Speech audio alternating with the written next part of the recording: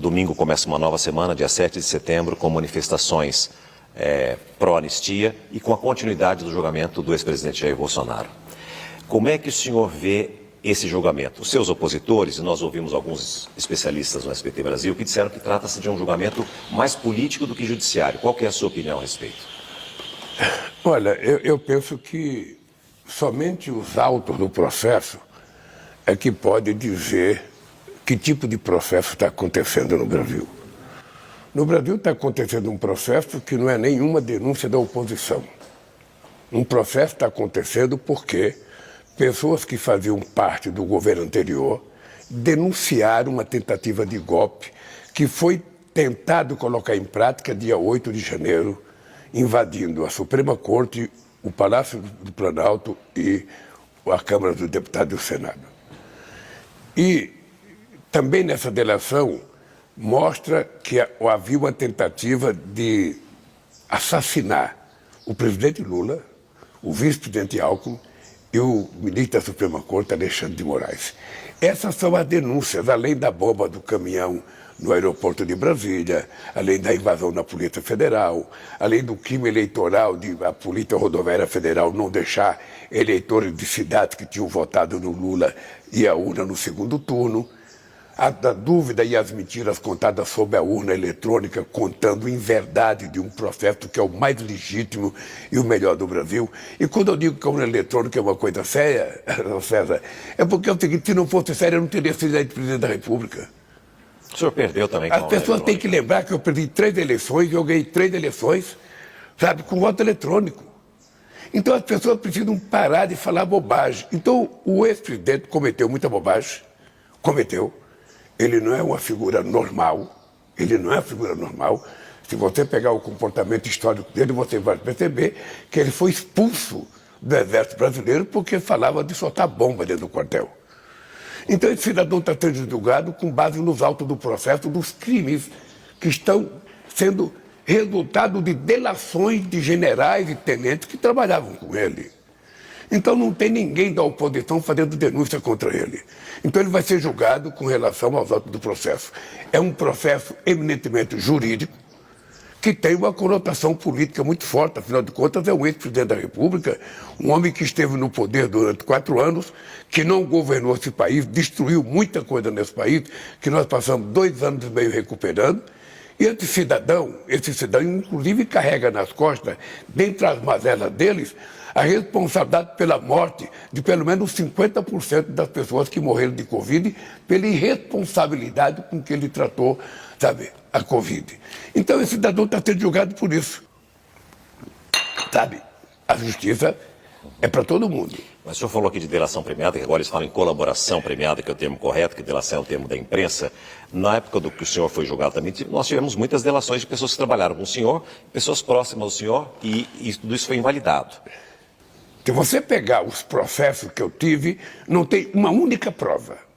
Se você pegar o processo mais grave contra mim, que eu era dono do apartamento, a condenação do juiz que me condenou, que eu não vou dizer o nome dele, é o seguinte: crime indeterminado. Ora, o que é isso? O que é isso de verdade? Então, veja, eu tinha alguém que ponderava que eu fosse para o exterior, tinha alguém que ponderava que eu fosse para a embaixada. Eu falei, não, eu vou lá para a Polícia Federal, porque eu quero desmascarar o Ministério Público que me acusou e quero desmascarar o juiz que está me acusando. E consegui isso. Consegui depois de 580 dias. Agora, o que está acontecendo nesse caso?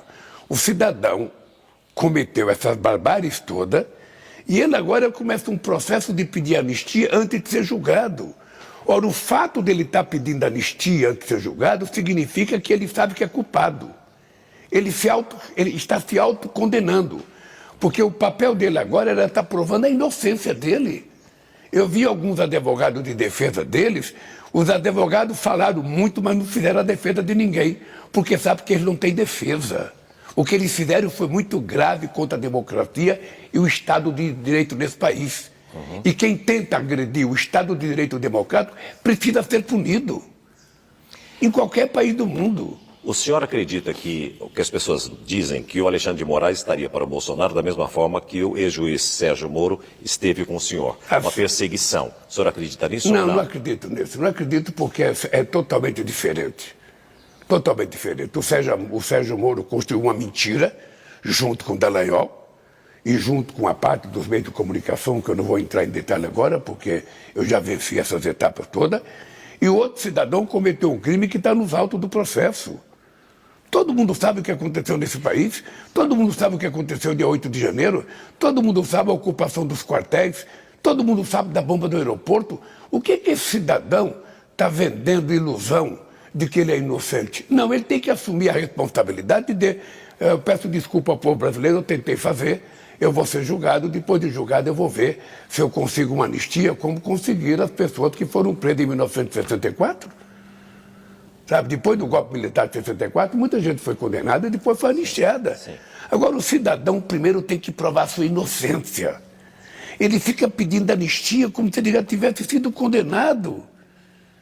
Ou seja, ele nem acredita nele.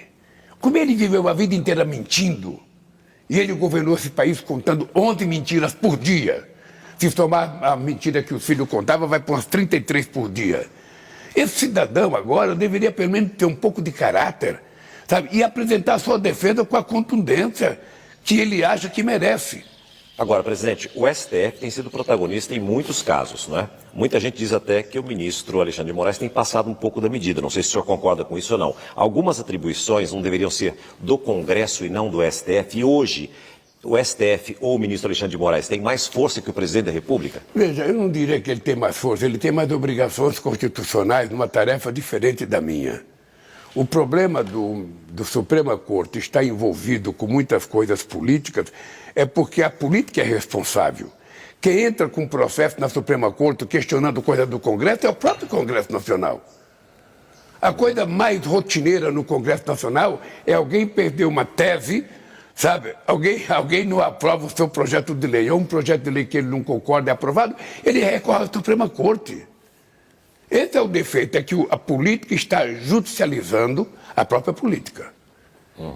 E o judiciário está judicializando a política. Ou seja, é preciso que cada macaco fique no seu galho. Sabe, o poder judiciário, sabe, legisle, ou melhor, julgue, o poder legislativo legisle e o poder executivo execute. Se cada um cumprir com a sua função, esse país volta à normalidade ontem. Presidente, antes de entrar nos assuntos internacionais, a fraude no INSS, os desvios para os pensionistas, para os aposentados brasileiros, revoltaram o país.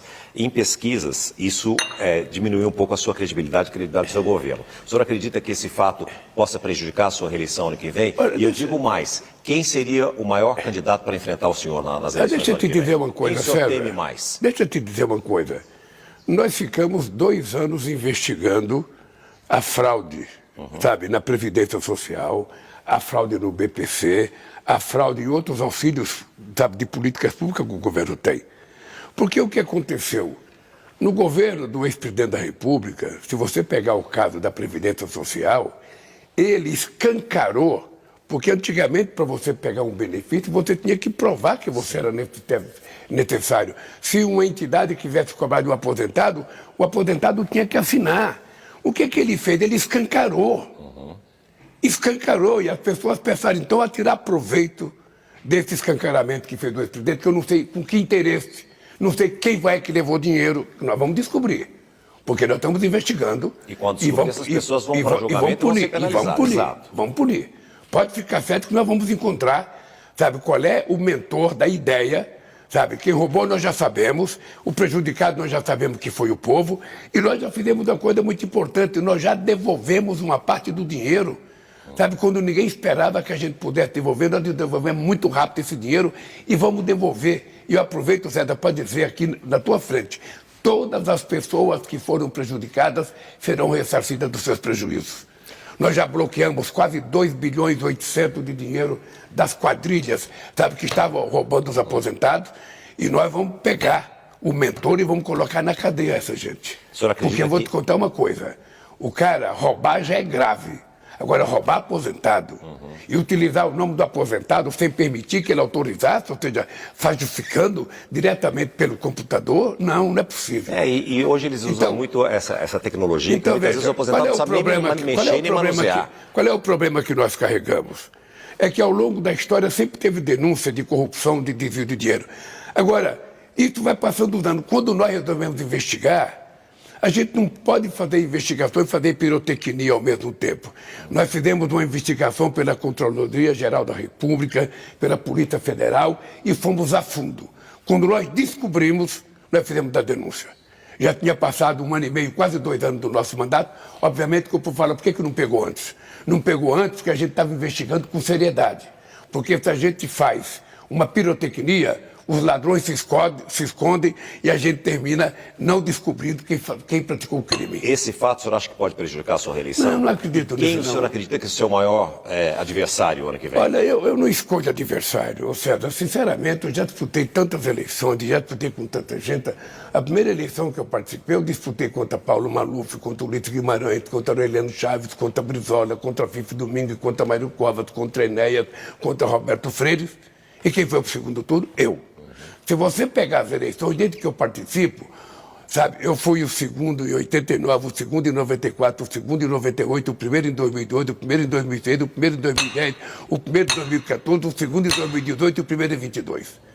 Então, eu tenho uma trajetória política que quem deve estar preocupado são meus possíveis adversários, que eu não sei quem é, mas que veio tantos quanto quiseram disputar. O que eu acho maravilhoso é o seguinte: não tenho medo de disputar, se apresente. Nós vamos ser julgados pelo povo, é o povo que vai dizer quem é que vai governar esse país. Eu vou apresentar aquilo que foi feito no país. Eles que apresentam o que vão fazer. Eu ia perguntar para o senhor se o senhor era candidato à reeleição, mas acho que o senhor já respondeu a pergunta. Não, deixa eu contar, eu ainda não decidi se sou candidato, porque não é o momento de decidir. E eu tenho dito para as pessoas o seguinte, César, com muita honestidade: eu vou completar 80 anos dia 27 de outubro. Tem muita gente que usa isso contra o senhor. Eu vou completar, não tem problema. Muito idoso 87 anos, 80 anos de idade é o tempo da maturidade máxima de um ser humano. Eu digo para todo mundo, digo para meus companheiros, só tem uma hipótese de eu não ser candidato, é se eu tiver algum problema de saúde ou se aparecer até lá um candidato melhor do que eu. Agora, uma coisa eu posso te dizer: a extrema-direita não voltará a governar este país. Porque os democratas desse país não irão permitir. Então eu vou repetir: a extrema-direita não voltará a governar esse país. O povo está cansado de mentira. O povo quer políticas públicas. O povo quer benefício. O povo quer saúde, quer educação, quer trabalhar.